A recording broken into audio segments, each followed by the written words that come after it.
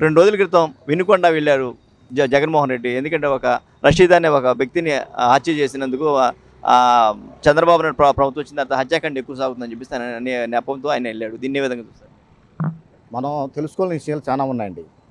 జగన్మోహన్ ప్రభుత్వం పాలనలో ఎన్ని హత్యలు జరిగినాయి? 1, 2 లెక్కేసుకుంటే కొన్ని వందలు.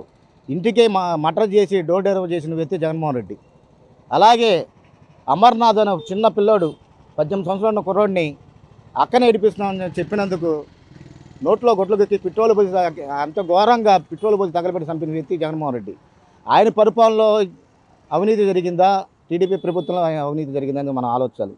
ఈరోజు ప్రభుత్వం చంద్రబాబు నాయుడు వచ్చినాక ఎన్నో కార్యక్రమాలు ఎక్కడికెక్కడ రౌడీ షీటర్లని, గంజాయి, డ్రగ్స్ అణసు వేసుకుంటా వస్తున్నాడు చంద్రబాబు నాయుడు గారు. నీ పాలనలో ఏం చేసావు జగన్మోహన్ రెడ్డి గారు? ఎక్కడ చూసినా ఇష్టాపరంగా డ్రగ్స్ 18 సంవత్సరాలు 16 సంవత్సరాలు కూడా గంజాయి తాగి రోడ్ల మీద వేడి కోతలు జోబులు తెంగి జోబులు కొట్టేసి ఎన్ని ఘోరాలు చేశాడు. మీ పాలనే దొంగల పాలన, మీ పాలనే అవినీతి పాలన. ఈరోజు ఇదే చంద్రబాబు నాయుడు గారు వచ్చి దిట్టుగా ఎన్ని సంవత్సరాలు అవుతుందండి? దిట్టుగా 2 నెలలు కూడా అవ్వాల. ఈరోజు ప్రభుత్వం వచ్చి కొత్త ప్రభుత్వం నెల 15 రోజులు అవుతుంది. ఈ నెల 15 రోజుల్లో ఎన్ని ఘోరాలు జరిగినాయి, ఎన్ని అవినీతులు జరిగినాయి చెప్పండి. మీరు స్టార్టింగ్ ఎక్కుతామే ఒక టీడీపీ కార్యకర్తని అతి ఘోరంగా వైసీపీ అని అనపోతే పీక కోసి చంపేసిన వ్యక్తి జగన్మోహన్ రెడ్డి అనుసరులు. ఈరోజు ఇదే పరంగా ఎక్కడైనా ఘోరం జరిగిందా? ఈరోజు కూడా చనిపోయిన వ్యక్తులు ఎవరు? నీ వైసీపీ కార్యకర్తలు. కోపతాపాలు ఏ పాత ఖర్చులు అయినా చేసుకున్న దాన్ని యువతలో బురద జల్లాలనేది అది కరెక్ట్గా అని చెప్పి తెలియజేస్తున్నా. మీ రాజారెడ్డి పాలన మీది, మీ ప్రభుత్వం 5 సంవత్సరాలు ప్రజలు అల్లాడిపోయారు. ఈరోజు చెప్పుకోలేని పరిస్థితికి వచ్చారు. అందుకే నీకు బుద్ధి చెప్పారు జగన్మోహన్ రెడ్డి. వెళ్ళిపోయిన వ్యక్తి వెళ్ళిపోయినట్టు గుండు, మళ్ళీ రెండో ఛాన్స్కి అవకాశం ఉంటే ఏదైనా నువ్వు ట్రై చేసుకోవాలి తప్ప యువతలోనే మనం బురద జల్లాలని చెప్పి చూస్తే ప్రజలు ఊరుకోని చెప్పి తెలియజేస్తున్నాం. చూస్తే పక్కన ఉచిత ఇసుక విధానాన్ని తీసుకొచ్చాడు. ఏదో నామినల్ ఛార్జీలతో మాత్రం దీన్ని చేస్తున్నారు. దీన్ని ఇంకా రాజకీయం చేస్తున్నారు. దీన్ని చెప్తారా? ఒక సామాన్య వ్యక్తి ఒక కళ, ఒక ఇల్లు కట్టుకోవాలంటే ఒక రిక్షాదొక్కే కార్మికుడు ఇసుక కొనాలంటే నీ ప్రభుత్వం ఎంత అమ్మావు? ఎంత అమ్మావు చెప్పు. టన్ను ఎంత అమ్మావు? ఒక రారీ ఎంత అమ్మావు? ఒక తాట ఎంత అమ్మావు? కబ్జా చేసిన వ్యక్తులు మీరు. మాట తప్పకోకుండా ఈరోజు ఉచితంగా ఇస్తానన్నాడు. ఆ ఛార్జీలు ఏంటంటే ఆ ఛార్జీలు కూడా అవతల కార్మికులు, ఆ ఇసుక తల్లిచ్చే కార్మికులు కూడా బతకాలి కాబట్టి, ఆ వెహికల్స్కి ఆయిల్కి డబ్బులు కావాలి కాబట్టి ఆ డబ్బులు చెల్లిస్తాం తప్ప ఇసుక అనేది ఫ్రీగా ఇస్తున్నాడు చంద్రబాబు నాయుడు గారు. నీ ఓపిక ఉంటే ఇవన్నీ లేకపోతే ఒక సొక్కా ఓడి తీసుకుని ఒక బస్తా తీసుకుని వెళ్ళి తెచ్చుకోమని మోసుకోమని ఇసుక ఎవరు కాదంటారు? సామాన్య వ్యక్తి ఈరోజు ఇల్లు కట్టుకున్నాడంటే చంద్రబాబు నాయుడు గారి పుణ్యం. దండం పెడుతున్నారు బాబు గారికి, చంద్రబాబు నాయుడు గారికి. ఇలాంటి వ్యక్తి మాకు కావాలని ఏదో ఒక శాంతితో మోసపోయాం. మళ్ళీ మాకు బుద్ధి వచ్చింది. బాబు గారు వస్తాం వలన మా సంక్షేమ సమయాలన్నీ బాగుంటాయి. మాకు వచ్చే పథకాలు కూడా మంచి మంచి పథకాలు పెట్టాడు. నువ్వు ఇచ్చిన పథకాలు నీ కార్యకర్తలకి, నీ పార్టీ వాళ్ళకి తప్పించి దేనికి ఉపయోగపడలేదని చెప్పి ప్రజలకు కూడా తెలుసుకున్నారు కాబట్టి నిన్ను మళ్ళీ వచ్చిన దోవలని మళ్ళీ నేను పంపించానని చెప్పి జగన్మోహన్ రెడ్డి తెలియజేస్తున్నాను. అంటే ఉచిత ఇసుక వల్ల భవన నిర్మాణ కార్మికులు బాగుపడ్డారా? వాళ్ళకి పనులు ఏమైనా వచ్చే అవకాశం? ఈరోజు పాలాభిషేకం ఎక్కడ పడితే అక్కడ చేస్తున్నారండి ఇసుక కార్మికులు.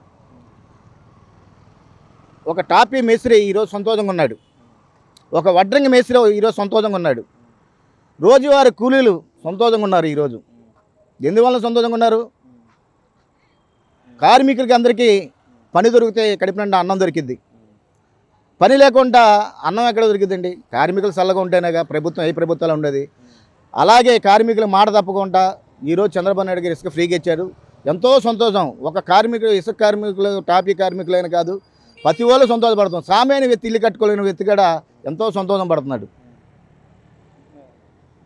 ఈరోజు మనం చెప్పాలి, నీ ప్రభుత్వంలో దోసుకుంటాం తప్ప, దాచుకుంటాం తప్ప ప్రజలకు ఉపయోగపడింది ఏమైనా ఉందని జగన్మోహన్ రెడ్డి గారు మీకు తెలియజేయాలి. ఈరోజు ఈ ప్రభుత్వాన్ని, టీడీపీ ప్రభుత్వాన్ని వేలెత్తి చూపించడానికి నీకు అర్హత లేదు.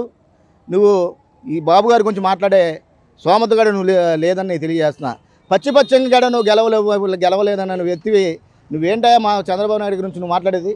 ఏం మాట్లాడగలవు బాబు గారి గురించి? ఆయన చేసిన పథకాలంటే 10 మందికి ఉపయోగపడే పథకాలు ఇచ్చాడు. నువ్వు చేసింది ఏంటి? అమ్మఒడి అన్నావు. అమ్మఒడి ఉంటే కరెంట్ బిల్లు వస్తుందని తీసేసావు, పింఛన్లు తీసేసావు, వృద్ధులు ఎంతమంది బాధపడ్డారు, ఎంతమంది ఉసురు పోసుకున్నావు. ఈరోజు నువ్వు బాధపడుతున్నావు. ఇంకా ఎప్పుడే అయిపోలేదు నీకు. నువ్వు ఇలాగా పార్టీ టీడీపీ పార్టీ కానీ చంద్రబాబు నాయుడు జోలికి కానీ మా పార్టీ కార్యకర్తల జోలికి వస్తే మళ్ళీ గతంలో నువ్వు ఎక్కడ ఉన్నావో అదే చరిత్ర మళ్ళీ రాసుకునేటట్టుకున్నావు. శుభ్రంగా బాగుపడేలాగా లక్షణం ఉంటే శుభ్రంగా నీ పన్ను చేసుకో. పార్టీకి బురద జల్లాలని చెప్పి టీడీపీ పార్టీకి బురద జల్లాలని చెప్తే కార్యకర్తలు ఊరుకోరు. ఈ పార్టీ టీడీపీ కార్యకర్తలు చంద్రబాబు నాయుడు మాట కట్టుబడి మేము ఓర్పుతో సహనంతో ఉన్నాం.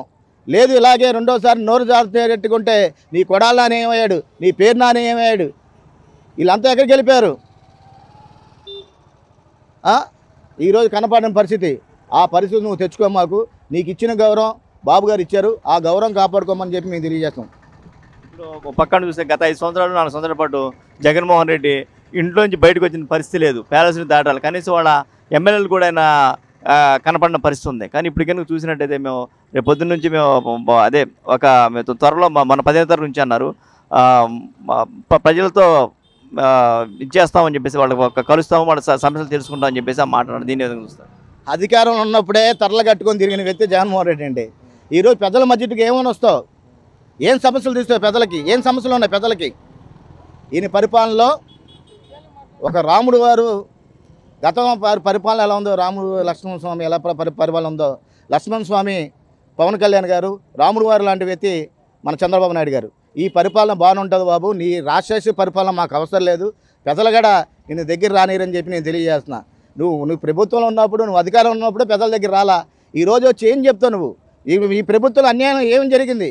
పెద్దల దగ్గరికి వచ్చి నువ్వు అడిగితే మళ్ళీ రెండోసారి నీకు అవకాశం ఇవ్వని చెప్పి నేను తెలియజేస్తున్నాను. అంటే పక్క ఏమంటారంటే తల్లికి వందనం అనే పేరు మీద ఒక విద్యార్థికి వేస్తున్నారు, మేము మిగిలిన ఇవ్వకుండా ఇచ్చేస్తారని చెప్పేసి ఒక రోమర్ తీసుకొస్తున్నారు వాళ్ళందరూ, వైసీపీ వాళ్ళు. చేతగాని వాళ్ళు ఏం చేస్తారు సార్? నీ ప్రభుత్వంలో ఏ పరిపాలనలో ఏ పథకాలు జీరో, ఇచ్చేవాడి మీద ఏడకపోతే ఎలా ఏం చేస్తావు? ఈరోజు ప్రభుత్వం భారీ ఎత్తున మెజార్టీకి టీడీపీ పార్టీ వచ్చిందంటే ఆయన మీద నమ్మకంతో వచ్చిందా?